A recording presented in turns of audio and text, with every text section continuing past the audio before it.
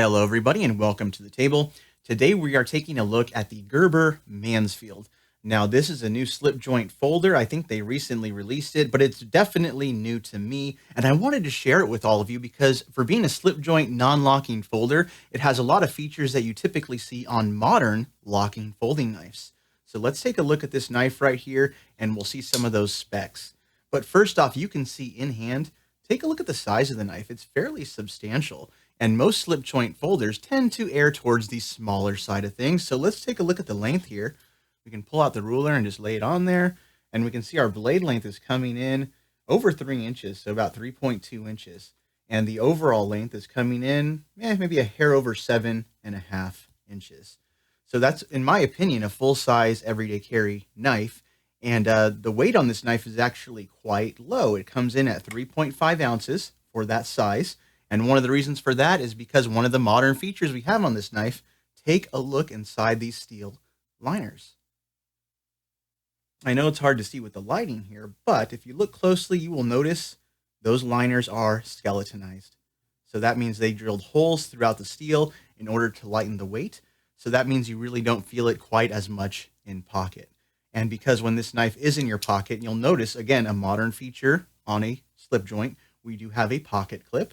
It's only one position, so it's going to be tip up, right-hand side carry, but it does carry nice and smooth because, of course, the smooth micarta scales help you get it in and out of pocket without any trouble. And in fact, there's just enough sticking out of your pocket. It gives you really good purchase to take the knife out. And we also have the lanyard hole here on the back. So if that's an option for you, you can definitely utilize that. But just the contours on the handle here make it very friendly to the hand. This being a slip joint action, of course, we can see you pull it open and there is a half stop right here. And then you open the knife fully. Our blade, we do have this, they call it, it's a Scandi ground blade, and they call it, a swayback design. And I can see that in the handles here. The blade itself, though, looks very spear pointish to me, but you can see that grind. The grind is beautiful, nearly no bevels there. It's just very straight down. It also, of course, out of the box, it's razor sharp. There's no issues with that at all. And we do have the fuller running here the whole length of the blade on both sides. So that serves, it's your nail nick. So when you are opening the knife, you can use that. Although you can still pinch it open. If you wanted to use the nail nick, you most certainly could to open it. And it's, of course, very decorative. The show side of the blade here, we have the Gerber logo. And then, of course, on the reverse, we have just the model number. And this is D2 steel. So D2 steel blade, natural micarta handles, a slip joint folder, and the price for these runs about $40 to your door. Well, maybe not to your door, but $40 is the retail price for this knife, which in my opinion is a good value for what you're paying for and for what you're getting here, especially if you happen to be in a locale where you cannot have a locking folder. This is still very beefy, very robust, and I think it'll serve you well. We can take a look at the back spring right here. So the back spring is fairly flush when the knife is closed. So you take a close look there. In the half stop position, the back spring is a little bit proud, tiny bit. That's being nitpicky though. But it's of course flush again once you open the knife. And there's really no gapping, no light bleed or anything. The interior, of course, you probably noticed earlier as well. The interior of this knife is nice and clean. No issues with that because a lot of cheap slip joints often get really grimy and nasty on the inside when they're putting them together at the factory. This one doesn't have that. The centering of the blade doesn't really matter as much for a slip joint, but you can see it's fairly well centered.